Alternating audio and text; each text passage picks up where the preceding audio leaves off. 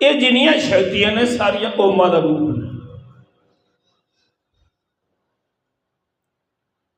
कई देवियों की रचना हुई है जिस वेले राजा दक्ष के जग विच माता ने अपनी योग समाधि ले ली।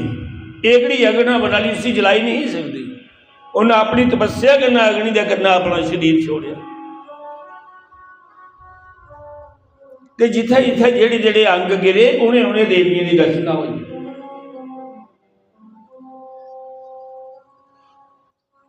सारी भगवान शिव की रचना लीला होगी। माता पार्वती स्नान करती थी, नंदी का पैरा लाती। नंदी अंदर नहीं कोई आया, वो पाई होर ते कोई ही रोकता है नंदी, तो भगवान शिव ही थोड़े रोकता। भगवान शिव ने आई जाना। एक दिन माता के मन च आया भी अपना पहरेदार की नहीं छोड़ा। नंदी तो यदा है मिमी अपनी शक्ति के कोई अपना पुत्र बनाई है खलैरनी आ, वो नहीं लगाओ। नंदी शिव की गल मनदा। उन्हें भी अपनी योग शक्ति की परख की। मते बारी भगवान शिव ने आख्या था मां तेरे जिन्नी शक्ति है संसार की भस्म करी सकती है, सारा संसार तेरे बिच समाई सकता। वो अपने शरीर की कुछ अंश मैल ली है या अपनी शक्ति कन्नै उन्हें एक पुत्र के जन्म देता। बड़ा खूबसूरत उस वेले जवान हो या जन्म देना उन्हें शक्ति का नाम है, शक्ति है उस वेले जवान। बड़ा खूबसूरत। माता ने उसी शक्ति संपन्न करी उड़े, सारी जे मंत्र सिखाई उड़े कि तू कख नहीं करना। एक उसे दंड दे उड़िया कि तू मेरा ध्यान करिए, जेड़ा भी बाण छोड़गा जो मन च सोचगा वह शक्ति काम करे। ते दरवाजे जलाया भी स्नान करने लगी, अंदर कोई नहीं आया। हुण देवते भी इनकार हो गया। शिव जी ने आख्या इनका भी इनकार ठंडा हो जाए जरा थोड़ा। जिस वेले माता ने पैरे पर लाया गणेश की तो भगवान शिव आए। गणेश ने रास्ता रोक के रहा। उन्हें आख्या अंदर नहीं जाना, मेरी माता स्नान करा दी। उन्हें आख्या जी तेरी माता है कौन है? उन्हें आख्या मेरी माँ है। उन्हें आख्या वो मेरे घर वाली है, तू मुझे अपना घर नहीं जान दिता। उन्हें आख्या भी तू कोई दिखे दा है। उहदे मगरा तो माता ने उस त्याग किया, मैं अंदर नहीं जान देना, मेरी माता का एक हुक्म है कोई अंदर नहीं आता। शिव भगवान ने बाद शीश कट्टिया तो उसने की नहीं कट्टिया, आपे परा हुई है बही है। सारे देवते का मान किया भगवान शिव ने। सारे देवते की बल्ले बल्ले मरवाई छुटिया गणेश को। सारे की जिले झब लती पेश बालक ने कुसा की पेश नहीं जान दी। तो फिर भगवान शिव अग्गा फिर अपनी तरसूल के वह शीश कट्टी उड़िया। यह भी गल आखी गई शीश दोबारा इसी कोई लाई नहीं सकता, लग्गा कि नहीं। अरे पुत्र और जिस वेले गणेश भगवान की तरसूल का बाहर किया शिव जी ने, तो गणेश आख्या एक बारी मां खोया जोर तो माता पार्वती अंदर आई। जिले दिखी दिशा गणेश महाराज फर्श पर पैर बिल्कुल तड़पा। माता इन्नी क्रोधवान हुई कि जिसकी कोई सीमा गणी थी। ऊंट फड़ फड़ान लगे, अखा लाल हो गई। भगवान शिव की आखदी एक बालक बनाया तू शीश कट्टी। शिव भगवान नहीं बोले। माता क्रोध में आई, इन्ने गुस्से में आई कि हूँ मिगी युद्ध भी करने पवे तो मैं युद्ध के तत्त पर भी खड़ी हाँ। मेरा देवते कन्नै युद्ध हो गुण सारे कन्नै। सारे देवते एक बखी हुई है और सारिया देवियां एक। माता पार्वती याद करती गई। स्कंद माता, कात्यायनी, कालरात्रि, भद्रकाली, शखंबरी देवी, तारा देवी, सारिया देवियां प्रगट कर लिया। सब देवियां प्रगट हुई, सब आशा हुई, देवते कमन लगे, कोई पेश नहीं। माता उमा ने इन्ना विकराल रूप बनाया, विराट रूप बनाया, जेड़ा रूप भगवान विष्णु ने महाभारत के युद्ध में अर्जुन की दस एडा बड़ा मुख बुलाया और अपने श्वास कन्ने अंदर की श्वास खिंचती है, अंदर ही जिला साह लैंदी है तो देवते जे साल दे उहा देवता अंधी अंगर तूफान अंगर अंदर समाइए पूरे पूरे लगते जाते और किस देवते नसन लगते हैं पैदी ताप नहीं लाई सकती। उन्हें की जड़ियाँ बाकी देवियां ने उमा उन्हें की इशारा करी सारे की घेरी अपना अंदर समाई। मां इन्नी क्रोधवान हुई, फिर ब्रह्मा ने शिव की आख्या कि ये सारा संसार भस्म कर जे देवते नहीं छोड़ा नहीं तो संसार भस्म कोई नहीं सिर रोक सकता। भगवान शिव जी अगे गया, उमा शांत हो जा, तेरे पुत्र की मैं जिंदा करिए। माता शांत हुई, सारे देवते मूड़ी बाहर कढ़े, सारे कट्ठे हुए ते भगवान शिव ने आख्या जाओ उस जीव का सिर ले आओ जोड़ा पहला शख्स मिला या कोई भी जीव मिले और जिसने पुत्र अपना पिठी पीछे सवा ले रहा उसका शीश। शिव जी ने गान के हाथी सुते दी आथन ते बच्चा पिछली बखी उसका शीश कट्ठी और जल्द भगवान शिव की दिता भगवान शिव ने कन्ना जोड़िया अमृत सजीवनी अपनी शक्ति का वाहन किया गणेश महाराज जी। माता पार्वती शांत तो हुई पर फिर गुस्सा चढ़ी, जिसला आख्या मैं इसी जरा जीत करी हूं ना तो शांत हुई, जिला हाथिया की मुंडी लाई तो फिर क्रोधवान आई। उन्हें कहा मेरे पुत्र की पुत्र का कबूतर बनाई उड़िया, ना ये जानवर है ना ये बंदा है, इसी को ना मनना। फिर ब्रह्मा ने माता पार्वती की संतापना दी कि अज को लगी है विष्णु भगवान के ब्रह्मा ने शिव जी ने यह वरदान दिता कि सारे को पहले पूजा तेरे पुत्र की होग बाकी। माता शांत हुई, जिन्या भी है लेकिन पूजनी है मेरा पुत्र सारे को पहले, सारे देवते को श्रेष्ठ है। मां शांत हुई, सारे देवते शक्तियां दी गणेश को, सारे गल मनी ले देवते मनी दे चंद्रमा ने भी ले। शिव जी भगवान ने जो मनी ली ब्रह्मा ने मनी ली, कौन देवता इनकार कर सकता है। मनी दे ले कई बंदा कुछ है कि मनी लेंदा लेकिन अंदर नहीं मनता, डरते मनता। चंद्रमा गणेश वाली वेखी दिखी है तो मुस्कराया पर पहले पूजा करनी पौधी है बंदा हाथिया की मुंडी लाई ये सारे को प्रथम पूजनी हुई है, मनी लिया पूजा की हो लेकिन वह दिखी है मुस्कराया। और गणेश इन्नी बुद्धि इन्नी अकल जियां उन्हें दिखिया चंद्रमा वाली वेखी, उन्हें आख्या मैं चौथी का जन्म चौथी का चंद्रमा है अज जिस दिन मेरा ये नवा जन्म होया और इस रूप की दिखी है, तू मुझे चंगा नहीं समझिया चंद्रमा।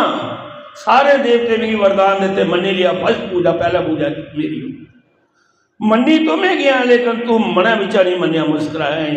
चौथी दिन जिस दिन चौथी का चान हो जेड़ा तेरे दर्शन करेगा वो चोरी का इल्जाम लगी जा, झूठा इल्जाम लगी जाऊगा जेड़ा तेरे दर्शन का नहीं करगा जा दिन जेड़ा तू भी इनकार आ अपने स्वरूप चंद्रमा गणेश भगवान। और इसी सिद्ध करने वास्ते भगवान कृष्ण अपने पर गया। पहले भगवान कृष्ण ने चंद्रमा दिखिया चौथी ते चोरी का इल्जाम लगी। एक यादव राजा है सतराजीत, वो कोल समंत मणि ही, वो मणि सूर्य देव ने तपस्या करी है तो उन्हें सूर्य देव का नवसी दी जी सवा मन सुनना रोज दी। भगवान कृष्ण ने वो मणि मंगी आखन लगा ये मणि मिगी दे राजा उग्र सैन दे मुख तो परलाने। कहना राजे महाराजे की लोड़ होती। वो आखला बड़ी तपस्या करी है मैं सूर्य देव को ली मैं नहीं देनी। उन्हें आख्या नहीं देनी तो तेरी मर्जी मैं जोरा करना नहीं लैनी। सतराजित राजा चली घर गया उन्हें जाइए मणि किली टंगी तो सतराजित राजे का भरा परासर मनी उन्हें वो मणि लाई गला च पाई तो घोड़े पर चढ़िया शिकार खेडन चली। शिकार खेड़दा खेड़दा कुत्थे आई है जम्मू आई है। जम्मू जिथे जामाबंद की गुफा ही उहदे कन्ने बाहरे एक शेरा कन्नै उहदी टक्कर हुई। शेरा का तो उहदा युद्ध होया शेरा ने उसी मारी उड़िया तो मणि उहदी शेरा कोल चढ़ी।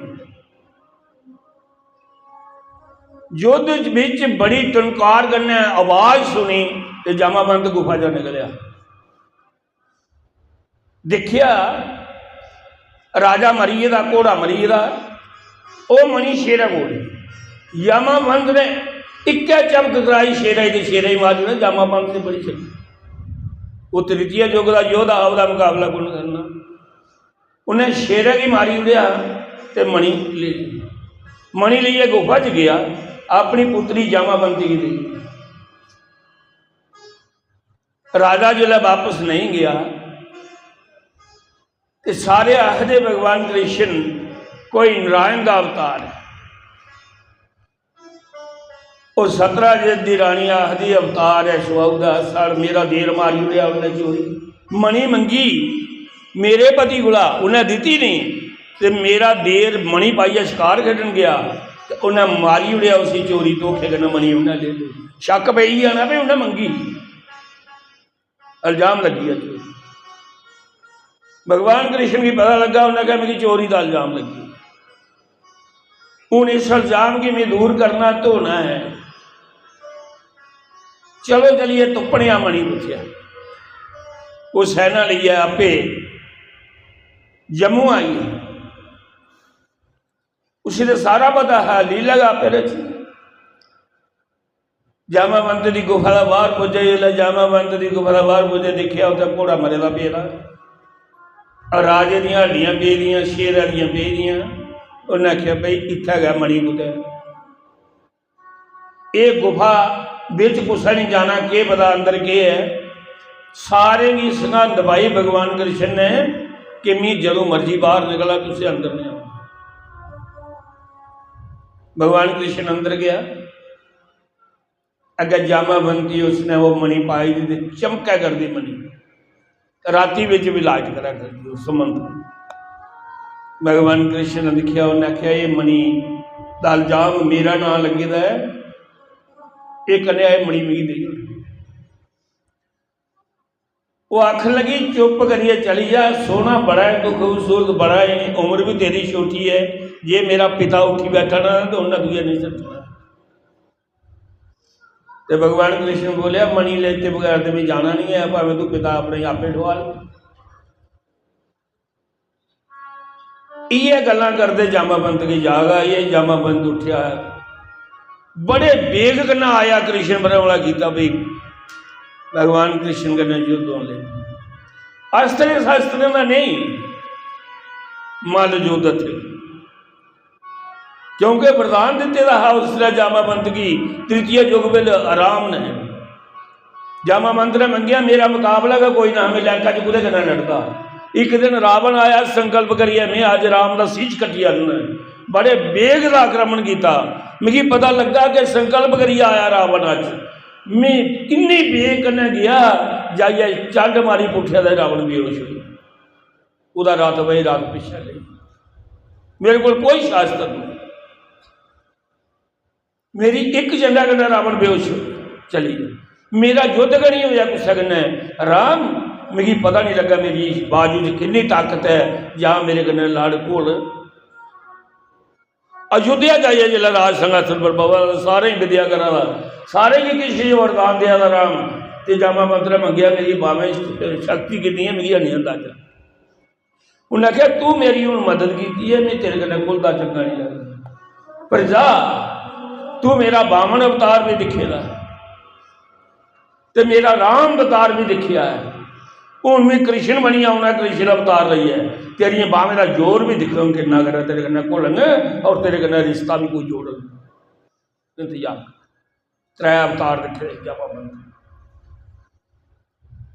जिस वेले युद्ध करता रहा भगवान, रोज घुलना उसी शैल मारना, पर इन्ना नहीं मारना, वो हार मनी लै उसी अवसर 26 दिन गुफा अंदर रहे।